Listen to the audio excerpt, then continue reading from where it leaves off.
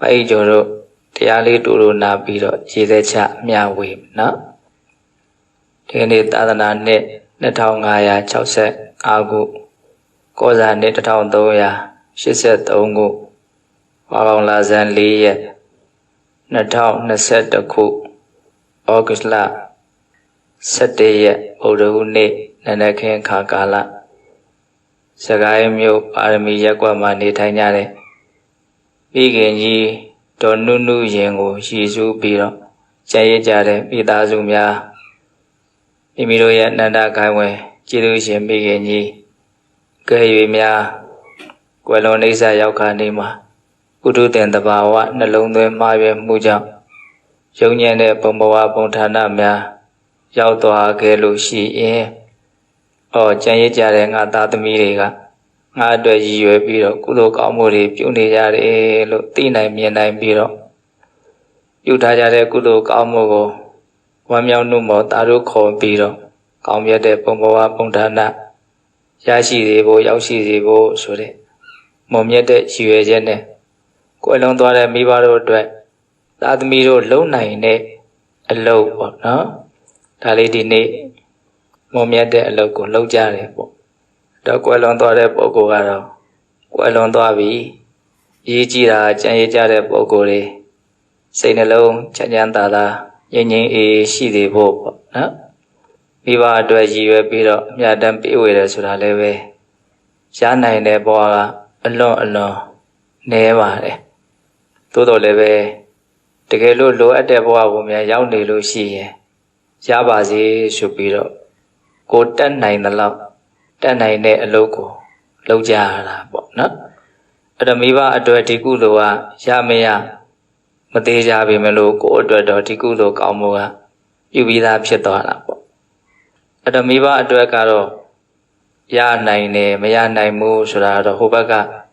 သူဖြစ်နေတဲ့အခြေအနေပေါ်မှာအဓိကမူတည်မယ်ပေါ့ကိုကတော့လှုပ်เสียရှိတာကိုလှုပ်ပေးရတဲ့သဘောပါပဲဟုတ်လားအဲ့တော့အရေးကြီးတာကကိုပြုလိုက်တဲ့ကုသိုလ်ကောင်းမှုလေးကတန်တန်ရှင်းရှင်းစင်စင်ကြဲကြဲဖြစ်ပြီးတော့မေတ္တာနဲ့စေတနာနဲ့အမြတ်တမ်းဝေနိုင်ဖို့ဟုတ်လားအဲ့လိုကိုယ့်ရဲ့ကုသိုလ်ကောင်းမှုလေးတန်တန်ရှင်းရှင်းစင်စင်ကြဲကြဲဖြစ်စေဖို့ကိုယ့်ရဲ့စိတ်နှလုံးကလည်းပဲအေးချမ်းနေဖို့လိုမယ်ပေါ့နော်အမြတ်တမ်းပေးဝေကနေမှကိုယ့်ရဲ့စိတ်နှလုံးလေးကလည်းပဲကြည်လင်းနေဖို့အေးချမ်းနေဖို့ဒီနည်းပြောရရင်တော့ကုသိုလ်စိတ်ကလေးနဲ့မြင့်မြတ်နေဖို့လိုမယ်ပေါ့ဟုတ်လားအဲ့ဒါကြောင့်မလို့ဘုန်းဘုန်းတို့တရားလေးနာရတယ်တရားနာတဲ့အခါမှာစိတ်နှလုံးကညင်နွမ်းနေတာလေးတွေဟာတန့်ရှင်းစင်ကြယ်သွားတယ်ဥလောင်းနေတာလေးတွေဟာငြိမ်သက်အေးချမ်းသွားတယ်နော်ဒါကြောင့်တရားနာတဲ့အလုပ်ကသူ့နေရာနဲ့သူနေရာတိုင်းမှာအရေးပါတယ်ပေါ့အထူးသဖြင့်မိမိတို့ချစ်တဲ့ခင်တဲ့ပုဂ္ဂိုလ်တွေနဲ့နော်ခွဲရခွာရတဲ့ဒီလိုလောကရန်ဇိုးနဲ့တွေ့တဲ့အခါကာလမျိုးမှာပို့ပြီးတော့တောင်တရားနာတဲ့အလုပ်ကအရေးပါတယ်လို့ပြောရမယ်ကိုယ့်ရဲ့အတွေးအမြင်တွေကမှန်ကန်မှကိုယ်စိတ်နှလုံးကငြိမ်းအေးတာ哦အဲ့တော့တရားနာယူခြင်းကကိုယ့်ရဲ့အတွေးအမြင်တွေကိုမှန်ကန်စေတယ်လမ်းကြောင်းတည့်စေတယ်ကိုယ်စိတ်နှလုံးကိုတောကတွေပဋိဒေဝတွေလောင်မြိုက်နေတယ်ဆိုတာကကိုယ့်ရဲ့အတွေးအမြင်တွေကမမှန်ကန်လို့ဒါကြောင့်အတွေးအမြင်မှန်ကန်ဖို့ကအလွန်မှအရေးကြီးတယ်အဲ့ဒီအတွေးအမြင်မှန်ကန်ခြင်းကိုနာယူလိုက်တဲ့နော်တရားဒေသနာတွေကအတွေးအမြင်မှန်ကန်ဖို့အတွက်အများကြီးအကြောင်းအထောက်ပံ့ပေးနိုင်တယ်ဟုတ်လားဒါကြောင့်တရားနာရတယ်တော့တရားလေးတူတို့ဗာပြောရင်တော့ဆိုတော့ဘုန်းတို့ဘုရားဘာသာဝင်တိုင်းနာယီဝထားတဲ့တရားလေးတစ်ပုဒ်ရှိတယ်အလွန်ကိုစိတ်ထဲမှာနော်စွဲနေအောင်မှတ်သားထားတဲ့တန်ဖိုးကြီးမားတဲ့ဒေသနာတစ်ပုဒ်ပေါ့အဲ့ဒါဘာလဲဆိုတော့အဘိနသုတ်တံလို့လူသိများတဲ့တရားဒေသနာတစ်ပုဒ်အနှစ်ချုပ်လေးပြောရမယ်ဆိုလို့ရှိရင်ယောက်ျားပဲဖြစ်ဖြစ်မိန်းမပဲဖြစ်ဖြစ်လူပဲဖြစ်ဖြစ်ရှင်ရမ်းပဲဖြစ်ဖြစ်ဘယ်လိုလူမျိုးမဆိုအမှန်တရားကြီး၅မျိုးကိုအမြဲမပြတ်စဉ်းစားရမယ်ဆင်ခြင်ရမယ်နှလုံးသွင်းရမယ်လို့မြတ်စွာဘုရားဟောထားတဲ့ဒေသနာအဲ့ဒီအမှန်တရားကြီး၅ချက်ကိုစဉ်းစားဆင်ခြင်နှလုံးသွင်းမယ်ဆိုလို့ရှိရင်မကောင်းမှုအကုသိုလ်တွေကိုဖြစ်ပေါ်စေတဲ့အထင်ရောက်မှုမှန်အမျိုးမျိုးကိုဖယ်ရှားပြီးတော့နောက်ဆုံးတန်ရောစဉ်ကုန်ခန်းနဲ့ အနုတရားတွေကိုပယ်ဖြတ်နိုင်တဲ့နော်မဲ့ဉဏ်ဖူဉဏ်တွေရပြီးတော့နိဗ္ဗာန်ကိုတောင်မျက်မှောက်ပြုနိုင်တယ်လို့မြတ်စွာဘုရားဟောတယ်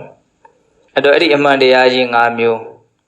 အဘိနံပစ္စုခိတ္တဗံအမြဲမပြတ်စဉ်းစားဆင်ခြင်ရမယ်လို့ဆိုတဲ့အမှန်တရားကြီး၅မျိုးအဲ့ဒီအမှန်တရားကြီး၅မျိုးကဘာတော့ဆိုတော့လူတိုင်းရဲ့နှုတ်ဖြာမှာစောင့်ဖို့လေးအနေနဲ့တောင်ရှိပြီးသားဖြစ်ခြင်းဖြစ်မယ်နော်။အိုနာတေကွဲကံနဲ့တွဲအမြဲနေတိုင်းရှုဒါမိုးညင်းဆိုတော်ဘုရားကြီးရဲ့လက်ရမြတ်စွာဘုရားရဲ့ဒေသနာလေးကိုနှုတ်ထဲမှာစောင့်ဖို့လွယ်အောင်နှိမ့်ချုပ်ပြီးတော့စီစဉ်ပေးထားတာအလွန်မှကောင်းပါတယ်။အိုနာတေကွဲကံနဲ့တွဲအမြဲနေတိုင်းရှုဒါဟာမိမိခန္ဓာသူတစ်ပါးခန္ဓာလို့ဆိုတဲ့ဒီဘဝရဲ့ဒီလောကရဲ့အမှန်တရားကြီး၅မျိုးဟုတ်လား။အိုရတယ်ဆိုတာဘဝခန္ဓာရဲ့မလွဲမသွေတွေ့ရမယ်ကြုံရမယ်သဘာဝတရား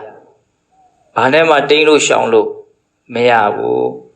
နော်ရုပ်တည်နေနေဆိုတာအိုတတ်တဲ့သဘောရှိတဲ့နော်အိုးကိုအိုရမယ်အိုခြင်းတရားကိုမလွန်ဆန်နိုင်တဲ့တရားတွေပဲ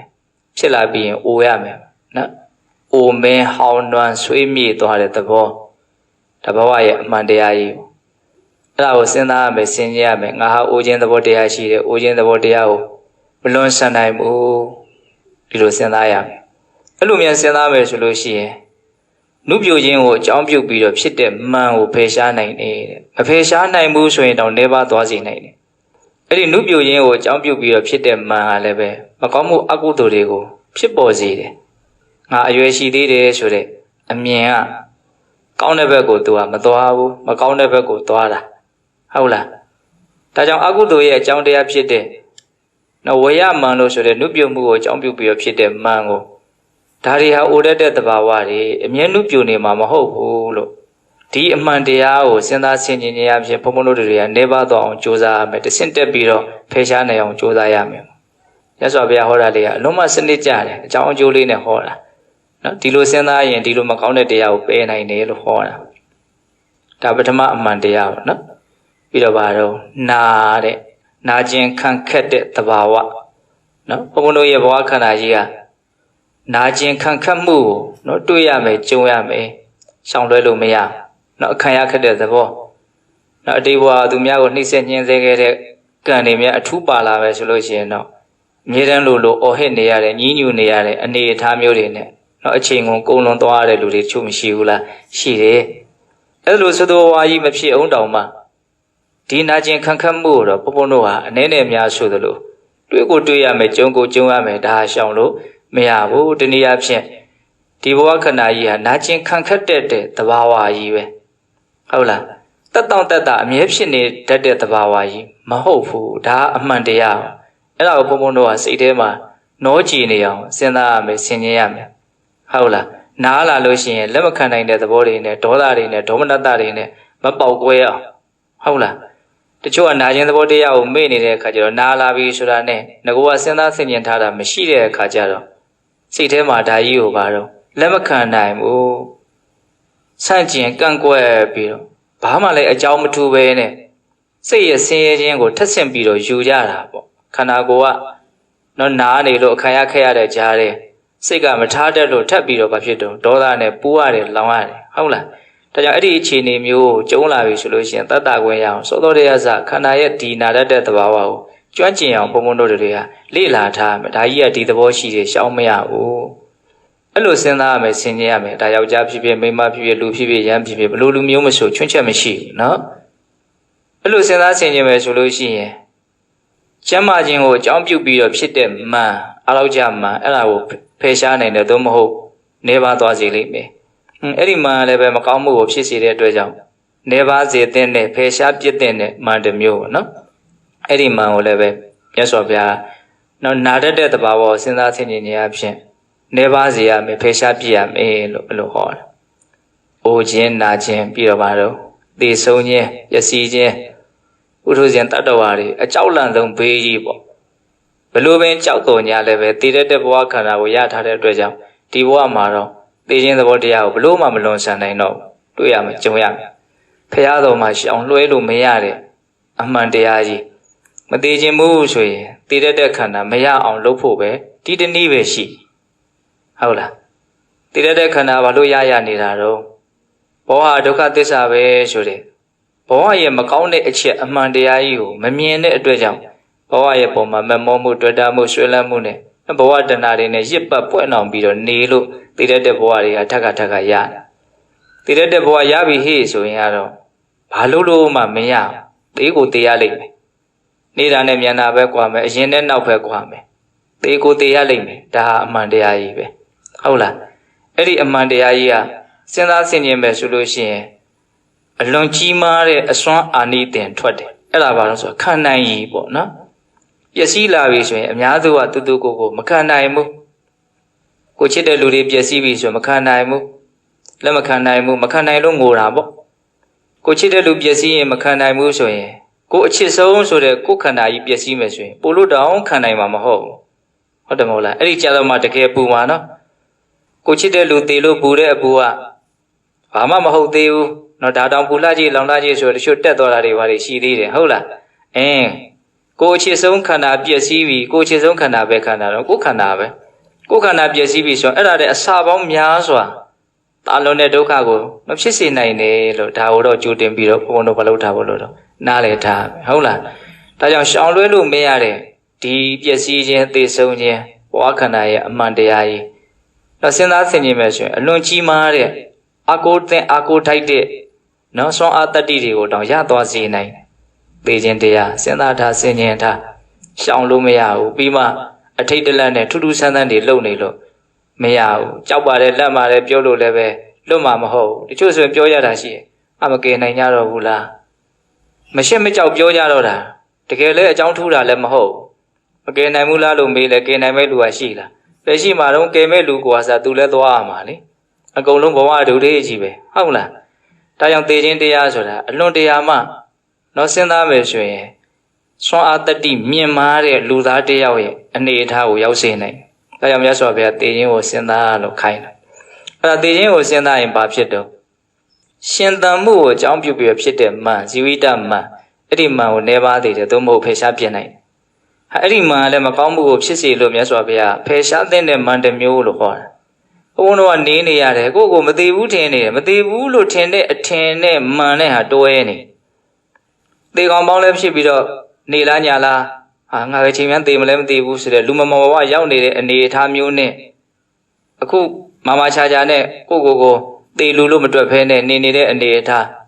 စိတ်ရဲ့အခြေအနေချင်းကအများကြီးမခွာချဘူးလားခွာချရနော်ခွာချတော့သူကမန်အကုန်ကြနေပြီကိုခဏနေရင်သွားရတော့မယ်ဘယ်ချိန်သွားမှမသိအားပဲရှိတယ်သွားတော့မယ်လို့လက်ခံထားလိုက်ပြီဆိုလို့ရှိရင်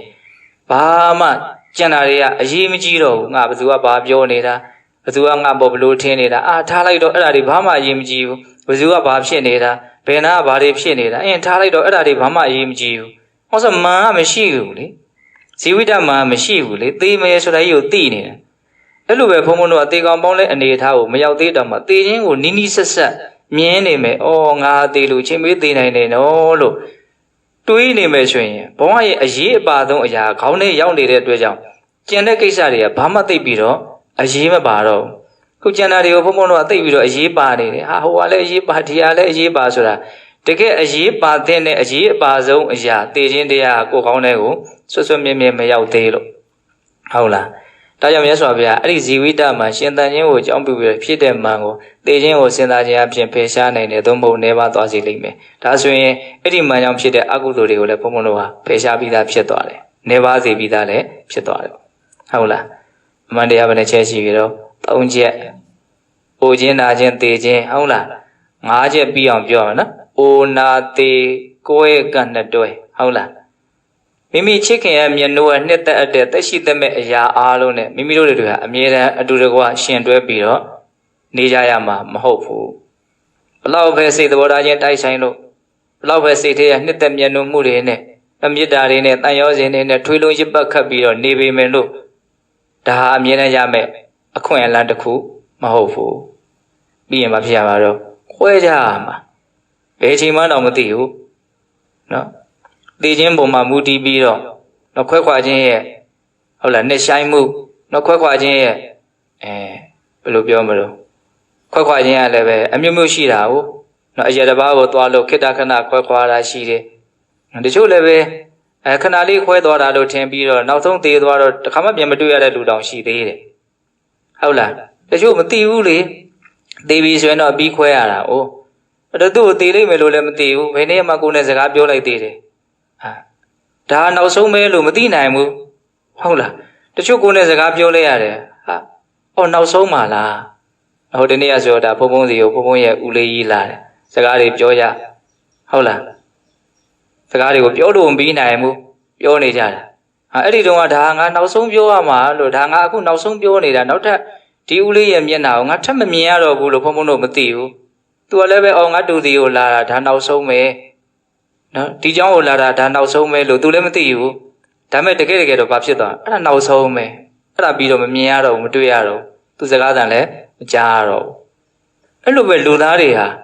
ကိုပြောနေတဲ့စကားကိုတွေ့နေရတဲ့အနေအထားဟုတ်လားဒီဟာတွေကနောက်ဆုံးပါလားလို့တချို့ဆိုရင်မသိကြဘူး။တချို့ကလည်းအဲ့ဒါနောက်ဆုံးဖြစ်နေနိုင်တယ်ပေါ့။ဟုတ်လား။ဒါကြောင့်သေခြင်းကိုစဉ်းစားလို့ရှိရင်နော်ခွဲခွာခြင်းကိုလည်းပဲတစ်ခါတလေဒီပိုင်းနဲ့ထဲထားစဉ်းစားပြီးသားလည်းဖြစ်သွားတတ်သေးတယ်။သေခြင်းကိုအကြောင်းပြုပြီးတော့ခွဲကြရတာအများကြီးရှိတာပေါ့ဟုတ်လား။အဲ့တော့ဒီခွဲခွာခြင်းဆိုတာလည်းပဲနော်အလွန်ကိုစဉ်းစားတဲ့အရာဘာလို့ဆိုတော့ဘုံဘုံတို့ရဲ့စိတ်တွေကကိုယ့်ဘဝလေးကိုအခိုင်အမာပြုပြီးတော့နေတယ်လို့ကိုယ်နဲ့နှိစက်တဲ့လူတွေရဲ့ဘဝရဲ့အပေါ်မှာလည်းပဲအခိုင်အမာပြုပြီးတော့နေကြတာ။ကိုယ့်ဘဝမှာကိုယ်သာလည်းအရေးပါတာမဟုတ်ကိုယ်ဘေးကလူတွေကလည်းကိုချစ်တဲ့လူတွေကလည်းတချို့ဆိုထပ်တူထပ်မြအရေးပါနေကြတာရှိတယ်။အဲ့ဒါခွဲခွာပြီဆိုရင်အလွန်ခံရခက်မယ်အဲ့ဒါအလွန်နာကျင်မှုဖြစ်မယ်ပေါ့နော်စိတ်ထဲမှာ။ဒါကြောင့်မြတ်စွာဘုရားဒီခွဲခွာမှုကိုလည်းပဲစဉ်းစားထားသူလည်းအမှန်တရားကြီးရှောင်လို့မရဘူး။နော်အတူနေကြရတယ်ဆိုတာတကယ်ကခွဲဖို့ရှင်းရတယ်ဆိုတာသေဖို့မာရတယ်ဆိုတာနာဖို့ပြိုးရတယ်ဆိုတာအိုဖို့တကယ်တမ်းကဟုတ်လားအဲ့ဒါကိုဘုံဘုံတို့ကကျွမ်းကျင်ထားမှာစိတ်ထဲမှာဒါကိုအထူးဆန်းကြီးဖြစ်အောင်မထားသင့်ဘူးနော်တွေ့လာကြုံလာလို့ရှိရင်ဒါကြီးကသဘာဝပဲဒီနေ့ပြီးရင်မနေ့ပြန်အသေးချာပေါက်ရောက်လာမှဖြစ်တယ်လို့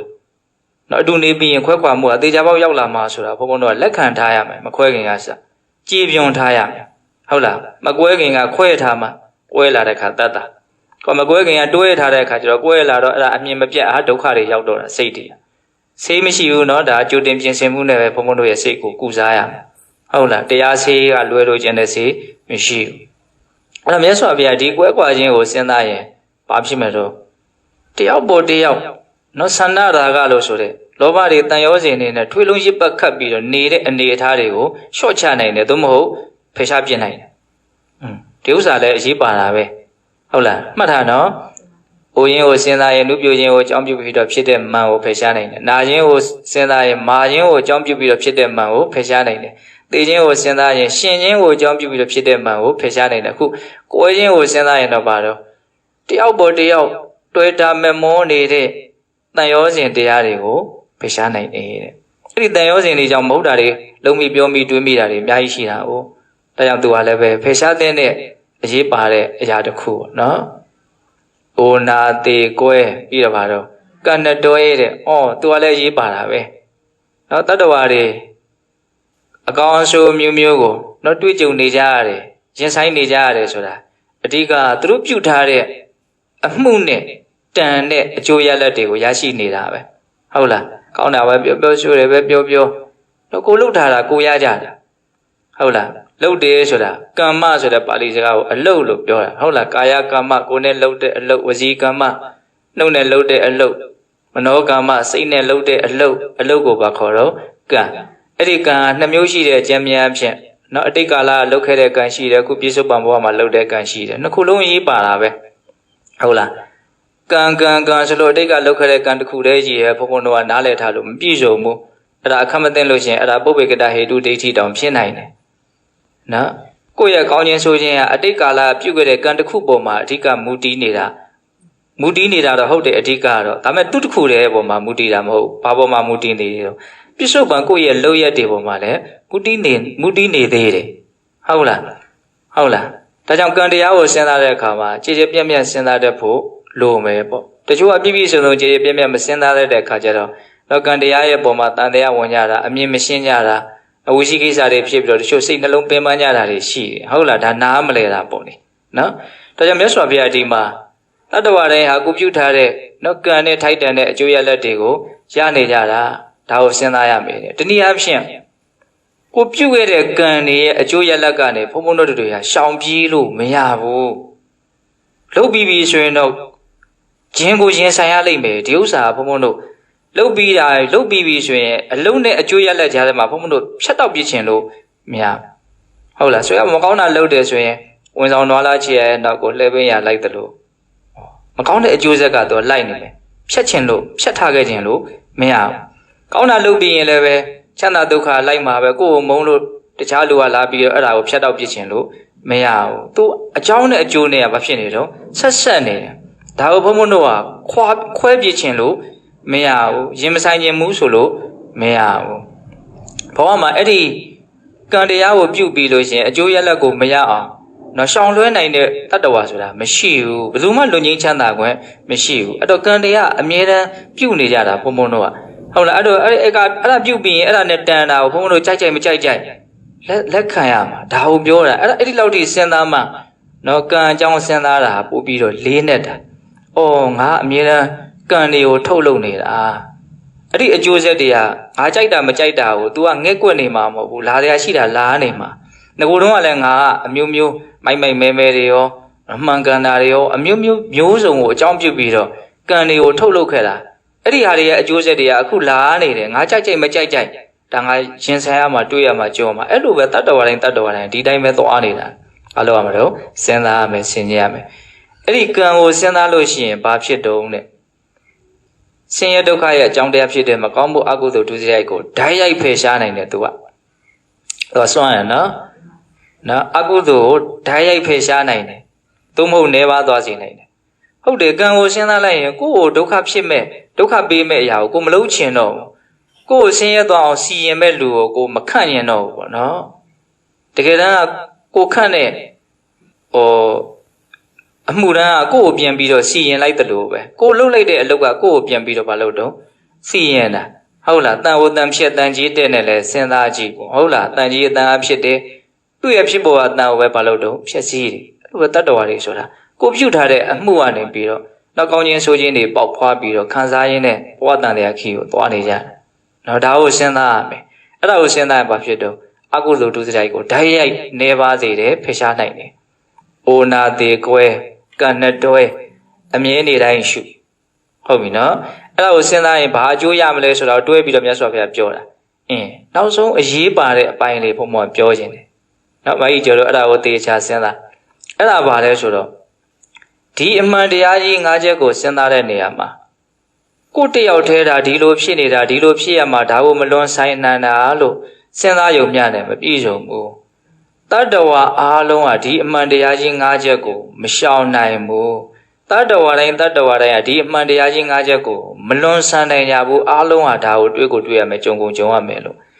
ဒီသဘာဝဟာငါတယောက်တည်းဖြစ်နေတဲ့သဘာဝမဟုတ်ဘူးတလောကလုံးမှာဖြစ်နေတဲ့သဘာဝလို့ဉာဏ်ကိုချဲ့ပြီးတော့စဉ်းစားဆင်ခြင်ရမယ်အပိုင်းအဲ့ဒါကိုမြတ်စွာဘုရားတပိုင်းအနေနဲ့သိတတ်ထားဟောတာဟုတ်လားနောက်အိုခြင်းကိုစဉ်းစားရင်ကိုတယောက်တည်းအိုတာကိုစဉ်းစားအစရတော့ပေါ့နော်နောက်ကျွမ်းကျင်ပြီဆိုရင်ပါတော့အကုန်လုံးမြင်သမျှကိုစဉ်းစားမယ်ကိုဘေးကလူတွေအိုလူလေးတွေအိုလောင်းလေးတွေဟုတ်လားလူသေးသွားပြီဆိုရင်မตาလောင်းလို့ခေါ်ကြတယ်မตาမယာဖြစ်တော့မဲ့ဟာအမှန်ဖြစ်နေပြီ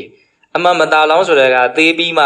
ခေါ်တဲ့စကားဆိုတာတဲ့မသေးခင်ခေါ်တဲ့စကားဆိုပိုးတောင်မှန်သေးတယ်မตาမယာဖြစ်မဲ့အလောင်းလျာလေးနော်ဖျားဖြစ်မဲ့အလောင်းလျာကိုဖျားလောင်းဟုတ်လားနော်မตาလောင်းလို့ခေါ်ကြတာဟုတ်လားအိုလောင်းနာလောင်းသေလောင်းတကယ်ကဟုတ်လားဒါဖြစ်ကိုဖြစ်မှာသေချာပေါက်ပေါ့နော်အဲ့လိုစဉ်းစားတဲ့ခါမှာဘုံဘုံတို့ကကိုတူလေးတယောက်တည်းကိုစဉ်းစားတာနဲ့ဘလို့မှမပြည့်စုံဘူးအားလုံးသောတတ္တဝါတွေပထမအဆင့်ကတော့ကိုဘေးကလူတွေကိုအကုန်စဉ်းစားဟုတ်တယ်အထူးသဖြင့်သေခြင်းကိုစဉ်းစားရင်လေကိုဘေးကလူတွေကလည်းသေလူကိုချစ်တဲ့လူတွေကလည်းသေလူလို့စဉ်းစားရင်ဘုံဘုံတော်မြင်စိတ်ထဲအလွန်ပေါ့သွားတာနောက်ရှင်အဲ့ဒီလူနဲ့ပတ်သက်ပြီးတော့လေးနေသေးတယ်သူကငါ့ကိုဘလို့မြင်မှာသူ့အတွက်ငါဘာလုပ်ပေးအောင်မဘလို့ညာလို့ဟာတန်ဝစင်နေနဲ့ဟာသူလည်းသေမှာပဲဆိုတော့တော်တော်ရှင်းသွားတယ်အဲ့တော့တခါလေးဘုံကဆင်းရင်သေခြင်းမှလည်းပဲအဲ့လိုကောင်းတဲ့အချက်ကလေးတွေလည်းရှိနေပါလားပေါ့ကိုကလည်းသေလူလို့စဉ်းစားရင်တိတ်အရင်ပါတော့သေသွားပြီးသွားမှာပဲဒီဘဝရဲ့အစဉ်ပြေတာမပြေတာတွေကိုပြောတာပါတော့ကြိုက်တာတွေမကြိုက်တာတွေသိပြီဆိုတာနဲ့ပြီးသူဘယ်သူကဘာပြောရင်အဲ့ဒါကိုသိတော့တာမဟုတ်ဘူးလေဟုတ်လားစဉ်းစားကြည့်နော်သေခြင်းကိုစဉ်းစားလို့စိတ်နှလုံးအေးချမ်းတယ်ဆိုတာကိုအပေါ်ယံလေးဘုံဘုံပြောကြည့်တာအဲ့ဒါလိုပဲ ကိုဟာတေးရမှာဖြစ်တယ်လို့ဘေးကလူတွေလည်းတေးရမှာလို့တေးလူတွေလို့စဉ်းစားအဲ့ဒီလူတွေနဲ့ပတ်သက်တဲ့အရှုပ်အထွေးတွေလည်းပဲစိတ်ထဲမှာပါတော်တော်ရှင်းသွားတယ်လို့ဘုန်းဘုန်းထင်တယ်ဟုတ်လားဒါကြောင့်အကုန်လုံးကတေးရမှာလို့စဉ်းစားအញ្ញမ်းပို့ပြီးတော့မြင့်လာဟုတ်လားအိုခြင်းနာခြင်းသေခြင်းခွဲခွာခြင်းကံတော့ကိုတယောက်တည်းစဉ်းစားလို့မပြည့်စုံဘူးအားလုံးကိုစဉ်းစားရမယ်အဲ့ဒါမြတ်စွာဘုရားဘယ်လိုဟောတာတော့နာခောအဟိညေဝေကောမရဏဓမ္မမရဏအနတ္တိတောအထာခောယဝတတတ္တအာဂတိကတိရှုတိနဥပပတ္တိတဗ္ဗေတ္တမရဏဓမ္မမရဏအနတ္တိတတိအဓိပ္ပာယ်ကငါတယောက်သေးသာလျင်ဒီသေခြင်းတရားကိုတွေ့ရတာမဟုတ်ဘူးမလွန်ဆန်နေတာမဟုတ်ဘူးဖြစ်လာသည်မြထွက်ခွာသွားကြမဲ့နော်ဂတိရှုတိဥပပတ္တိဟုတ်လားမွေးဖွားလာကြတဲ့တတ္တဝါမှန်သည်မြအကုန်လုံးတဗ္ဗေတ္တအကုန်လုံးတတ္တဝါတွေဟာသိကြလိမ့်မယ်လို့အဲ့လိုစဉ်းစားရမယ်တဲ့အဲ့လိုစဉ်းစားတော့ဘာဖြစ်တုံးလဲတတ္တတန်ထာတအဘိနပိစ္ဆဝခါတော့နမေကောသင်္စာယတိအဲ့လိုစဉ်းစားလို့ရှိရင်မဲ့ဆိုတဲ့လမ်းကြောင်းပေါ်လာတယ်တဲ့ဒါလေးဟုတ်ဘုံဘပြောနေတာသူ့ရဲ့အရေးပါမှုအကျိုးရလက်ကြီးမားမှုကိုပြောတာနော်ငါတယောက်တည်းသိရမှာမဟုတ်ဘူးငါတယောက်တည်းဒီ၅မျိုးနဲ့တွေ့ရမှာမဟုတ်ဘူးအကုန်လုံးဒီ၅မျိုးနဲ့တွေ့ရမယ်လို့တော့စဉ်းစားလို့ရှိရင်မက်ကောသင်္စာယတိမက်ဖြစ်ပေါ်လာတယ်အဲ့တော့မက်ဆိုတာမက်ကဆိုလမ်းကြောင်းဘာလမ်းလဲဒါဘုံဘတွေးမိတာတော့နိဗ္ဗာန်ကြောင်းမဲ့လမ်းငြိမ်းမှုစီကိုရောက်သွားမဲ့လမ်းပေါ့နော်အဲ့ဒီလမ်းပေါ်လာပြီဆိုရင်တဲ့သောတမက်ကအာတိဝတိဘာဝတိဘဟုလီကရောတိအဲ့ဒီလမ်းကိုကျင့်ဖန်များစွာပွားများတယ်နော်ကျင့်ဖန်များစွာနှလုံးသွင်းတယ်မှီဝဲတယ်ဆိုတော့အဲ့လမ်းကိုရှောက်နေနော်လမ်းလေးရပြီဆိုဘာလို့မလို့ရှောက်လို့ရှိရင်ခရီးရောက်မှာပေါ့ဟုတ်လားအဲ့တော့ဘုံဘုံတို့လမ်းလေးအရင်ပေါ်အောင်လုပ်ရမှာနော်လမ်းအရင်ပေါ်အောင်ဘယ်လိုလုပ်မလို့ငါတယောက်တည်းဖြစ်တဲ့ကိစ္စမဟုတ်အားလုံးဖြစ်တဲ့ကိစ္စဒါကိုခဏခဏစဉ်းစားရင်လမ်းဖြစ်လာမယ်လမ်းဖြစ်လာလို့အဲ့ဒီလမ်းကိုခဏခဏရှောက်မယ်လမ်းကိုမှီဝဲမယ်လမ်းကိုပွားများမယ်ဆိုလို့ရှိရင်နော်မက်ကင်ကိုပွားများမယ်မဲ့လို့ဒီမှာဟောတယ်ဟုတ်လားသောတမက်ကအာတဝတိဘာဝတိဘူးလီကရောတိတတ္တတမက်ကအာတဝတော်ဘာဝရတော်ဘူးလီကရောတော်အဲ့လိုမှီဝဲမယ်ပွားများမယ်ချိန်ပါများစွာလုပ်မယ်ဆိုရင်နောက်တန်ရောစနာနေတပ္ပတောပိဟိယံတိအလုံးစုံသောတန်ရောစဉ်တရားတွေကိုဖယ်ရှားနိုင်လိမ့်မယ်တဲ့နောက်အနုတ္တယဗျံတိဟွန်တိတဲ့နောက်အနုတ္တယတရားတွေအကုန်လုံးကိုကုန်ခန်းသွားစေလိမ့်မယ်တဲ့ယဟနာဖြစ်မယ်လို့ပြောတာပေါ်သေးသေးမအောင်ပြီနဲ့နော်ဩနာသေးခွဲကနှစ်တွဲကိုစဉ်းစားဆင်ခြင်ခြင်းဟာကြီးမားတဲ့စွမ်းအားအာနိသင်ကိုဖြစ်စေတယ်ဟုတ်လားစဉ်းစားတရားအားထုတ်တယ်ဆိုတာနှီးမျိုးစုံရှိတာအလိုရင်းကဘဝခန္ဓာရဲ့အကြောင်းကိုအမှန်ကန်သိဖို့ကြိုးစားကြတာသတိပဋ္ဌာန်တရားအားထုတ်တယ်ဆိုတာကတော့ဖြစ်တိုင်းသိအောင်သူကကြိုးစားတာဒါကြတော့ဘာတော့စဉ်းစားဆင်ခြင်တဲ့ဤဘဝကြီးရဲ့မကောင်းတဲ့ဒုက္ခသစ္စာကိုသိဖို့အတွက်ရှေ့ရှုတာပဲသူကလည်းပဲဟုတ်လားနော်အိုကကောင်းသလားဘယ်ကောင်းမလို့ဘယ်သူမှမကြိုက်ဘူးအဲ့လိုပဲပိုးဆိုးတယ်နာတာပိုးတောင်မကြိုက်သေးတယ်တကယ်နားလာပြီဆိုရှိတဲ့စီးတဲ့ကိုငင်ကုန်မရှိနာခြင်းကိုမကြိုက်ဘူးပျောက်ချင်နေတယ်ဟုတ်လားသေတာကောင်းလားဘယ်ကောင်းမလို့ဟုတ်လားအဲ့တော့ပြောရင်တာပါတော့ဘဝရဲ့သဘောအမှန်ကိုနော်သိအောင်မြတ်စွာဘုရားစဉ်းစားခိုင်းတယ်အိုနာတေကိုယ်ကဏ္ဍတွဲမြင်နေတိုင်းရှုဟုတ်လားဒါကိုစဉ်းစားတဲ့အခါမှာအရေးကြီးတဲ့ဆင်ရပါတော့ကိုတယောက်တည်းဖြစ်နေတဲ့ကိစ္စမဟုတ်ဘူးတလောကလုံးဖြစ်နေတာဒါအခုအချိန်နေမှာဒီစကားပြောစရာအလုံးကိုကောင်းတယ်ဟုတ်လားကိုတယောက်တည်းဖြစ်နေတာမဟုတ်ဘူးအများစုကြီးဖြစ်နေတာလောကကြီးရဲ့သဘောဒါတွေကဖြစ်တတ်တဲ့သဘောနော်အထူးအဆန်းကြီးသိပြီးတော့လုပ်နေလို့မရဘူးဒါဖြစ်တတ်တဲ့သဘောနော်ခေတ်ဆက်မှာလည်းပဲတချို့ခေတ်ကာလတွေမှာဖြစ်ကြတာပဲလေဟုတ်လားအဲ့လိုဖြစ်ပြီဆိုရင်ဘုံဘုံတို့ကဘာအမျက်ထွက်အောင်ကြိုးစားမလို့လောကကြီးကဒီတိုင်းမှာလားနော်လောကကြီးရဲ့သဘောကွာဒီတိုင်းမှာလားလို့ဘုံဘုံတို့ကတိတဲ့အမြင်ကိုရအောင်ကြိုးစားရမယ်အဲ့ဒါဆိုရင်ဘာဖြစ်လာမလို့မက်ဖြစ်ပေါ်လာမယ်တဲ့နော်လောကကလွတ်မြောက်ကြောင်းကိုနော်လွတ်မြောက်ကြောင်းလမ်းကိုရှောက်အောင်ရောက်သွားမှာနော်နောက်ဆိုရင်လောကရဲ့အကြောင်းကိုမသိဘဲနဲ့လောကတွေပဲခြားလည်းပဲရမ်းနေအောင်သွားခြင်းနေမှလေဟုတ်လားလောကကြီးကနော်ပြုံမိုးတဲ့အရာကြီးမဟုတ်ပါလားသူ့ကိုထားခဲ့တဲ့လွတ်မြောက်အောင်လုပ်တဲ့အရာကြီးပါလားလို့သိအောင်ဉာဏ်ကိုမြင့်အောင်ဘုံဘုံတော်ဒါကိုနော်အမြင်ကြီးအောင်ကြိုးစားရမယ်ဒီမှာမြတ်စွာဘုရားဓာတ်ရိုက်ဟောတာဟုတ်လားတယောက်တည်းဖြစ်တဲ့ကိစ္စမဟုတ်ဘူးအဟိညေဝေကောပါငါတယောက်တည်းဖြစ်တဲ့ကိစ္စမဟုတ်ဘူးနော်သဗ္ဗေတ္တအလုံးစုံသောတတ္တဝါတွေကဒီဟာတွေ့ကြရမယ်ကြုံကြရမယ်ဖြစ်ကြရမယ်အဲ့လိုမြန်စဉ်းစားရင်မဲ့ဖြစ်လာမယ်အဲ့ဒီမဲ့ဖြစ်လာပြီဆိုရင်အဲ့ဒါကိုပွားများမယ်မှီဝဲမယ်ကြီးမားများစွာအထုတ်မယ်ဆိုရင်ဘာပြောထားတော့တန်ရောစနာနေတပ္ပတောပိယံတိတန်ရောစဉ်အကုန်လုံးကုန်သွားမယ်ငါတို့မတန်ရောစဉ်တွေကများလိုက်တာဘယ်လိုများဖြစ်ရမလဲမသိဘူးဒီမှာအခုနီးတွေ့ပြီလို့မဆိုနိုင်ဘူးလားဆိုနိုင်တယ်ဟုတ်လားအနုတ္တယပြန်တည်ဟွန်ဒီနော်ဘွားတန်တရားလျှောက်လုံးက တော့ကိုယ်စိတ်ထဲမှာအနုတ္တယသဘောအနေနဲ့ကိန်းလာတယ်မကောင်းတဲ့ဓာတ်တွေအနုတ္တယ9ပါးရှိတယ်ဟုတ်လားမကောင်းတဲ့ဓာတ်တွေအကုန်လုံးဘာလို့သွားမလို့နော်ဖြတ်တောက်သွားနိုင်မှာအကုန်ခန်းသွားစေလိမ့်မယ်ဖယ်ရှားပြစ်လိမ့်မယ်လို့အဲ့လိုမြတ်စွာဘုရားဟောတယ်ဟုတ်လားဒါကရုပ်တရက်နော်အခုလောလောဆယ်လောင်နေတဲ့တောကပဋိဒေဝမီးကိုငိမ့်သက်နိုင်ုံမြမကဘူးနော်တခြားလုံးလောင်ခဲ့တဲ့လောင်လက်တန့်မီးတွေကိုပါငိမ့်သက်ပေးနိုင်တဲ့အစွမ်းရှိတယ်လို့မဆိုနိုင်ဘူးလားဆိုနိုင်တယ်ဟုတ်လားဒါကြောင့်တရားနာရတယ်ဆိုတာစိတ်နှလုံးကိုငြိမ်းအေးစေတယ်တတ်တာရစေတယ်ဆိုတာကိုယ့်ရဲ့စဉ်းစားပုံစဉ်းစားနည်းလေးတွေအမြင်လေးတွေအတွေးလေးတွေကလမ်းတဲ့သွားလို့အဲ့ဒီအကျိုးရလဒ်ကိုရတာဟုတ်လားကဲမိနစ်30တောင်ကြော်သွားပြီနော်လှူစရာရှိတာလေးတွေလှူပြီးတော့ရေးသက်ချကြရအောင်